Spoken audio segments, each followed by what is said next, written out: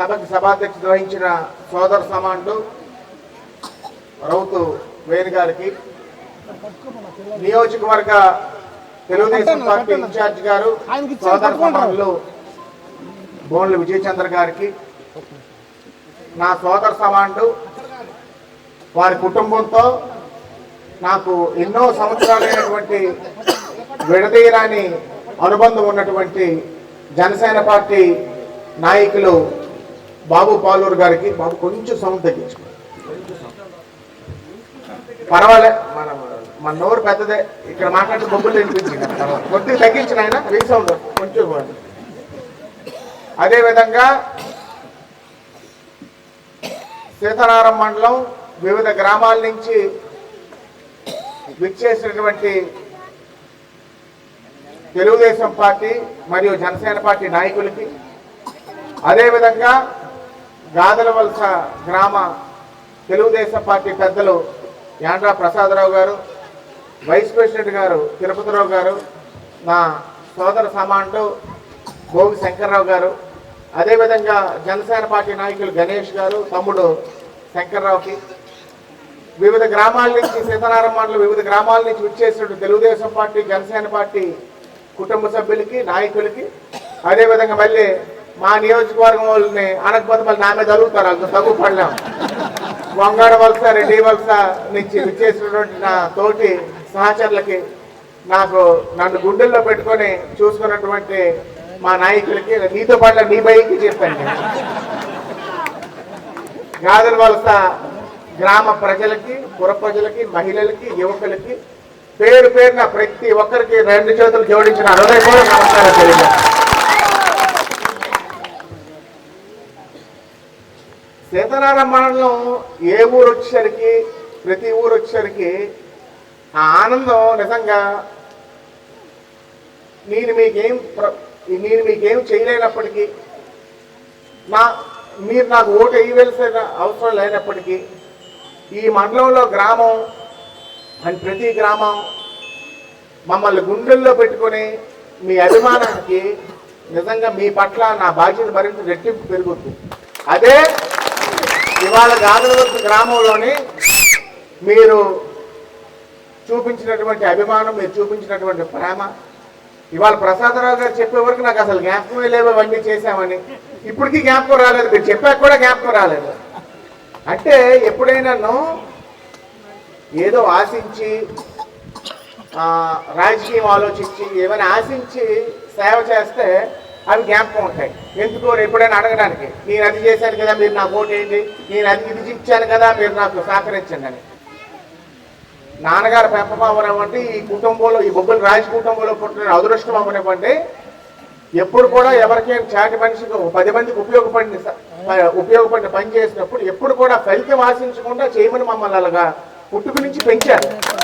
అందుకే ఇవాళ నిస్వార్థంగా ప్రజలకి తోచిన సాయం చేస్తూ మనం ముందుకెళ్తున్నాం.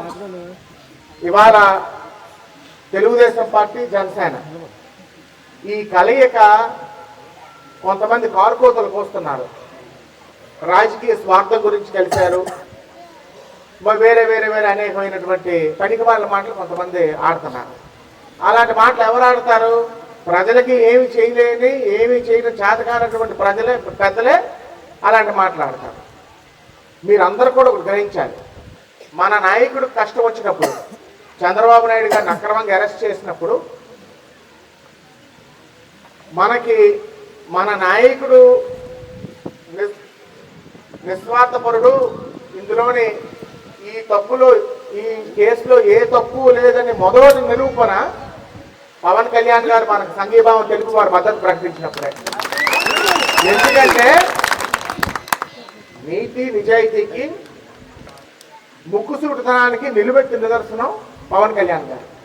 అలాంటి నిష్కల్మషం లేని మనిషి ఎప్పుడైతే మన నాయకుడికి సంఘీభావం తెలిపి మద్దతు తెలిపారో అవాలే చంద్రబాబు నాయుడు గారు తాలూకు నిజాయితీ నిరూపణ అయిపోయిందన్న విషయం రాష్ట్ర ప్రజలకు అందరికీ నిరూపణ అయిపోయిందన్న విషయం మీకు అందరికీ కూడా తెలియజేస్తాం. ఇవాళ పవన్ కళ్యాణ్ గారు వారు అందించినటువంటి అండదండలు, వారు ఇచ్చినటువంటి సహాయ సహకారాలు మనం ఎప్పుడు కూడా జీవితాంతం మర్చిపోలేమని మీకు అందరికీ కూడా సభాముఖంగా తెలియజేస్తాను. ఒక 5 సంవత్సరాల క్రితం మరో పెద్ద మనిషి వచ్చారు, ఆచరణ సాధ్యం కాని హామీలు ఇచ్చారు, ముద్దులు పెట్టాడు, తలల మీద చెయ్యేశాడు. మనం కరిగిపోయి ఆ అబద్ధాలన్నింటినీ మనం నమ్మేసి ఒక చారిత్రక తప్పిదం చేశాం, చంద్రబాబు నాయుడు గారిని ఓడించడం. దాని దుర్ఫలితాలు ఇవాళ మనం అనుభవిస్తున్నాం. అన్ని రంగాల్లోని మన రాష్ట్రం వెనకబడిపోయింది. చదువుకున్నటువంటి మన పిల్లలకు ఉద్యోగాలు లేవు. ఎంటెక్ చదువుకున్న వాళ్ళు మన తల్లిదండ్రులు చేసినటువంటి అప్పులకి, చదువులకు అప్పులకి భారం కాకూడదని ఇవాళ ఉద్యోగాలు లేక పొరుగు రాష్ట్రాలకు వెళ్ళక తల్లిదండ్రులకి అండదండగా ఉంటామని బట్టి పనులు చేసుకుని దౌర్భాగ్య పరిస్థితి. గ్రోత్ సెంటర్ ఉందంటే అక్కడ కొత్త ఉద్యోగాలు లేవు కాదు కదా, పాత ఉద్యోగాలకు న్యాయంగా చెల్లించవలసిన ఉద్యోగాలు మాకు ఇవ్వండి అంటే పోలీసులతో పెట్టి కొట్టిస్తున్నారు. స్థానిక ప్రజాప్రతినిధులు, ఎమ్మెల్యేలు, స్థానిక ప్రజాప్రతినిధులు ఎవరైతే ఆ పేద పొడుగు బలహీన వర్గాలకు అండదండలుగా ఉండాలి వాళ్ళే యాజమాన్యాలతో కుమ్మక్కయ్యి పోలీసులకు చెప్తున్నారు, వెంటనే వాళ్ళు కొట్టండి, అరెస్ట్ చేయండి, నాన్ అవైలబుల్ కేసులు వేస్తున్నారు. నిరుద్యోగ సమస్య ఎందుకంత ఉంది? కొత్త పరిశ్రమలు రాకపోవడం వల్ల ఉంది. ఉన్న పరిశ్రమలే మన రాష్ట్రంలో మూసుకొని పొరుగు రాష్ట్రాలకు వెళ్ళిపోతుంటే ఇంక కొత్త పరిశ్రమలు ఎక్కడ వస్తాయి? ఎందుకు? దానికి కారణమేంటి? ఈ ప్రభుత్వం మీద నమ్మకం లేక. మరి ఇవాళ అన్ని వర్గాల ప్రజలకి డబ్బు పంచుతున్నాను అంటున్నాడు. ఒక చేతితో ఇస్తున్నాడు, 10 చేతులతో తీసుకుంటున్నాడు. ఇవాళ నిత్యావసర వస్తువుల ధరలు ఎంత పెరిగిపోయాయి? సామాన్య పేద ప్రజలు ఎన్ని ఇబ్బందులు పడుతున్నారు అవన్నీ కూడా మనం చూస్తున్నాం. చంద్రబాబు నాయుడు గారిని వాళ్ళు విమర్శించి ప్రతి రైతుకి నేను రైతు స్థిరీకరణ నిధి ఇస్తాను, రైతు భరోసా కేంద్రాల ద్వారా ఎరువులు ఇస్తాను, ధాన్యం అమ్ముకోవడానికే వీలు లేకుండా నువ్వు అనేకమైనటువంటి మీ ధాన్యం ప్రొక్యూర్మెంట్ పాలసీయే పెద్ద ఫ్లాప్ షో. ఇవాళ రైతులు పండక్కి ధాన్యం అమ్ముకోలేక కళ్ళల్లోనే కాపలా కాసుకుని ఉండే పరిస్థితి 4 సంవత్సరాలు. మరి ఈ సంవత్సరం నాకు అయితే తెలియదు. కానీ పందికొక్కులు, ఎలుకలు మన ధాన్యాలు రాసుల్లో తిరిగి దౌర్భాగ్య పరిస్థితి కల్పించింది ప్రభుత్వం మన రైతులకి. పోనీ ఎరువులు ఇస్తున్నారా అంటే 5 ఎకరాలోడికి ఆ బస్తా పొటాషే, 10 ఎకరాలోడికి ఆ బస్తా పొటాషే పిడికి తెలియాలి వర్షానికి పొటాషియం, వీళ్ళు ఇచ్చిన పొటాషియం. అప్పుడు పొటాష్ ఎంత రేటు ఉండదు. ఇవాళ ఇంత పామాయిల్ చెరుకు వేయడానికి మొన్న ఇవాళ కొంటే కోరమాటలో 1700 రూపాయలు అట బస్తా పొటాష్. ఎంత పెరిగిపోయింది బస్తా పొటాష్? రైతాంగానికి స్థిరీకరణ ఇది అన్నాడు, ప్రతి పంటకి గిట్టుబాటు ధర అన్నాడు. రైతు స్థిరీకరణ నిధే లేదు, గిట్టుబాటు ధర లేదు. మొక్కజొన్న రైతులు అలాగే ఏడ్చారు. మినువులు పెసలు ఈ సంవత్సరం ఏదో కొద్ది గొప్ప రేటు ఉంది కానీ 4 సంవత్సరాలు అలాగే ఏడ్చారు. దానికి అలాగా లేదు. దురదృష్టవశాత్తు చెరుకు మనం దూరం అయిపోయాం. ఈ ఫ్యాక్టరీ ఇది చెరుకు వేయడమే మానేశారు. నేను వేసానులే బాయ్, నేను ఈ సంవత్సరం వేసాను. అందరూ పొరుగు వాళ్ళు అందరూ చూడడానికి వచ్చారు, ఎవరి పిచ్చోడు వేసాడు చెరుకని. రైతు పరిస్థితి అలాగ ఉంది. అన్ని వర్గాల ప్రజలు, వ్యాపారస్తులకి ఇవాళ వ్యాపారం లేదు, రియల్ ఎస్టేట్ పడుకుండిపోయింది. ఎవరికి కూడా ఒక సహృదయమైనటువంటి వాతావరణం ఈ రాష్ట్రంలో ఈ మనిషి మీద నమ్మకం లేకలేదు. నేను మహారాష్ట్ర వెళ్ళాను. మహారాష్ట్ర వెళ్తే సిఆర్పిఎఫ్ జవాన్లు వాళ్ళు ఒక దగ్గర నాకు చెకింగ్ ఆపారు. ఎందుకంటే అది మావోయిస్ట్ ఏరియా కాబట్టి ఒక దగ్గర గచ్చిరోలి దగ్గర ఆపారు. వాళ్ళు అప్పుడే మన రాష్ట్రంకి తెలంగాణకి బై ఎలక్షన్స్కి వెళ్ళారు. బద్వేల్ బై ఎలక్షన్స్కి మన రాష్ట్రం, తెలంగాణలో ఏదో ఉప ఎన్నిక జరిగింది, నాకు కరెక్ట్గా జ్ఞాపకం లేదు. ఒక ఉప ఎన్నికకి వెళ్ళారు.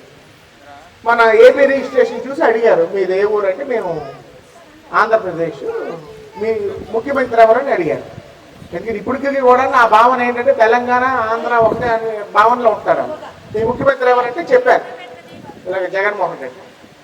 వాళ్ళు హిందీ లాంటి మాటకి సిగ్గుకి తలదించారు. తెలంగాణ ముఖ్యమంత్రి పర్వాలేదు కానీ మీ ముఖ్యమంత్రి వేస్ట్, మీ స్టేట్ వేస్ట్ అని అన్నారు.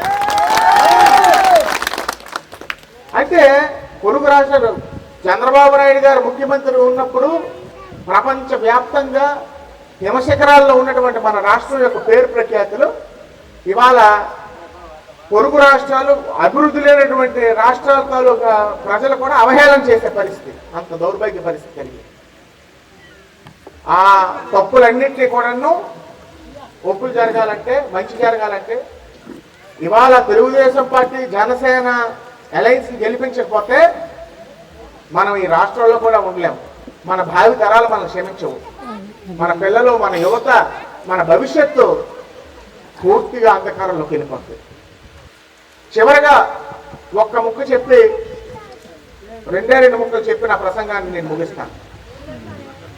ముఖ్యంగా సీతారామపురం మండలం అనేది తాతగారిని ఆదరించింది, నాన్నగారిని ఆదరించింది, నా సోదరుడు సుజయ్ని ఆదరించింది, నన్ను కూడా ఆదరించుకుంటూ వచ్చింది. ఈ బంధం అనేది విడదీయరాని బంధం. నేను నమ్ముకున్నటువంటి మన ప్రాంతం వెళ్ళిపోయినటువంటి వేణుగోపాల స్వామి ఒకటే కోరుకుంటాను, మా తర్వాత తరాలు కూడా ఎప్పుడు కూడా సీతారామపురం మండలాన్ని, సీతారామపురం మండల ప్రజల్ని గుండెల్లో పెట్టుకొని చూసుకోవాలి. నా ముష్టి లేదు, ఆఫీస్లో కూర్చుంటాం అందరం. సీతారామపురం వాళ్ళు, బొబ్బిలి నియోజకవర్గం వాళ్ళు ఉంటే, సీతారామపురం వాళ్ళు ఎవరైనా వస్తే ఒరే మన పిల్లల పదరా బయటికి వెళ్ళిపోతాం, వాళ్ళ పనే ముందు చేస్తారు బేబీ అని అంటారు. అది సీతారామపురం మండలానికి బొబ్బిలి కోటలో ఉన్నటువంటి విలువ. ఆ బంధం, ఆ ప్రేమ, ఆ దేవుడు నాకు శక్తినివ్వాలి, ఎప్పుడు కూడా మిమ్మల్ని అలాగే చూసుకునే విధంగా ఆ భగవంతుడు నాకు శక్తినివ్వాలి. నేను రెండు చేతులు జోడించి ఆ వేణుగోపాలని నేను కోరుకుంటూ చివరిగా ఒకటే చెప్తున్నాను. మొన్న చంద్రబాబు నాయుడు గారు బొబ్బులు వచ్చినప్పుడు, వారు తొలికి బయలుదేరుతున్నప్పుడు హెలికాప్టర్కి వెళ్ళినప్పుడు బొబ్బులి మీటింగ్ గురించి మాట్లాడుతూ నేను వారికి ఒక మాట ఇచ్చాను. సార్ బొబ్బులే కాదు సార్, పార్వతీపురం కూడా గెలిపించుకొని మీకు గిఫ్ట్గా ఇస్తామని నేను అమ్మ మాట ఇచ్చాను. కాబట్టి ప్రతి ఒక్క తెలుగుదేశం పార్టీ, జనసేన పార్టీ నాయకుడు మరి కష్టపడి మరి మన ఇన్ఛార్జ్ గారు అయినటువంటి బోనెల విజయచంద్ర గారిని మంచి మెజార్టీతో గెలిపించే విధంగా మళ్ళీ మన సాంప్రదాయమైనటువంటి మన నియోజకవర్గాల్లో మరోసారి ఒక సాంప్రదాయబద్ధమైన పరిపాలన రావాలని, బెదిరింపులు, భూ కబ్జాలు ఇవేమీ లేకుండా ఒక మంచి ప్రశాంతమైనటువంటి వాతావరణంలో పార్వతీపురం నియోజకవర్గం, ముఖ్యంగా సీతారామపురం, బంచిపేట మండలాలు, ఇతర మండలాలు అన్ని పూర్తిగా కోరుకుంటూ మరి తప్పకుండా ఈ నా యొక్క చంద్రబాబు నాయుడు గారికి ఇచ్చినటువంటి మాటని మీరందరూ కూడా నిలబెట్టడానికి మీరందరూ కూడా కృషి చేస్తారని మనస్ఫూర్తిగా కోరుకుంటూ, అదేవిధంగా మరి ప్రసాద్ గారు చెప్పినట్లుగా మీ స్నేహితులు, మీ బంధువర్గాలు ఎవరైతే ఉన్నారో మమ్మల్ని 1999 ఎలక్షన్స్ నుంచి మమ్మల్ని చూశారు. ఏ పార్టీలో ఉన్నా ఒక అవినాభావ సంబంధంతో మీకు అందరికీ పరిచయిస్తుంది. తప్పకుండా మీ బంధువులు, మీ బంధువర్గం అవనివ్వండి, మీ స్నేహితులు అవనివ్వండి, బొబ్బిలి నియోజకవర్గంలో ఎందుకంటే చాలా అవినాభావం అదే గాజులవలసికి బొబ్బిలి నియోజకవర్గంతో స్నేహాలు, బంధుత్వాలు, పరిచయాలు ఎక్కువ. ఇక్కడ రావడానికి నా స్వార్థం కూడా ఉంది. మీ ఊరు ప్రభావం, మీ ఊరి యొక్క ప్రభావం ఒక 7-8 ఊరు చుట్టుపక్కల ఊర్ల మీద కూడా పడుతుంది. కాబట్టి మీ సహాయ సహకారాలు కూడా నాకు అందించాలని నేను రెండు చేతులు జోడించి మిమ్మల్ని కోరుకుంటూ మీ యొక్క అభిమానానికి, మీ ప్రేమకి నిజంగా రెండు చేతులు జోడించి నా హృదయపూర్వక కృతజ్ఞతలు తెలియజేసుకుంటూ మీ అందరి దగ్గర సెలవు చేసుకుంటాను. జై తెలుగుదేశం, జై చంద్రబాబు, జై జనసేన, జై పవన్ కళ్యాణ్. అదేవిధంగా వెంకటరాయ సాగరం అదనపు ఆయకట్టు గురించి ఏదైతే ప్రసాదరావు గారు చెప్పారో, కేవలం కోమటపల్లి గ్రామ ప్రజల మీద ఉన్న కోపానికి ఎందుకు ఎమ్మెల్యే ఎలక్షన్కి బొబ్బిలి రోజులకు వేశారు, ఎంపీటీసీని ఒక 500 ఓట్ల మెజార్టీతో గెలిపించారు, పంచాయతీని 300 ఓట్లతో గెలిపించారన్న కోపంకి కోమటపల్లికి ఎక్కువ లబ్ధి చేకూరుతుందని, కోమటపల్లి ప్రజల్ని ఇబ్బంది పెట్టడానికి, కోమటపల్లి ప్రజల్ని మీద దుఃఖంతో ఈ 10 ఊర్లకి రావాల్సినటువంటి వెంకటరాయ సాగర్ అదనపు ఆయకట్టు దేనికి నిధులు లేవులేండి. మన బొబ్బిలి నియోజకవర్గంలోనే ఉంచుమించు 10-15 ఒక 5-6 గ్రామాలు, సీతారామపురం మండలంలో ఉంచుమించు ఒక 5-6 గ్రామాలకి లబ్ధి చేకూరే వెంకటరాయ సాగర్ అదనపు ఆయకట్టు ఒకటికి ఎక్కించారు. అంటే ఇప్పుడు ఓట్ల గురించి మరి ఎలక్షన్ ముందు ఖర్చు మదుప మరమ్మతు 10 సిమెంట్ బస్తాలను, 20 ఇటుక పెట్టలను, 10 కొబ్బరికాయలు ఖర్చు అవుతుంది శిలాపలకం వేసేయడానికి. అది చాలా అలవాటు సిద్ధహస్తులు వైసీపీ నాయకులు, దానికి నేను చెప్పలేను. కానీ తప్పకుండా మన ప్రభుత్వం ఏర్పడుతుంది, చంద్రబాబు నాయుడు గారు ముఖ్యమంత్రి అవుతారు, మన ప్రభుత్వం ఏర్పడుతుంది. తప్పకుండా ప్రయారిటీగా తీసుకొని వెంకటరాయ సాగర్ అదనపాయి కట్ట వల్ల బొబ్బిలి నియోజకవర్గంకి ఎంత లబ్ధి చేకూరుతుందో సీతారాం మండలంకి ఇంకా ఎక్కువ లబ్ధి చేకూరే విధంగా మేము ఇద్దరం కూడా కృషి చేస్తాం. మీ అందరికీ కూడా హామీ ఇస్తూ మీ అందరి దగ్గర సెలవు తీసుకుంటాం. జై తెలుగుదేశం. నాయన గారికి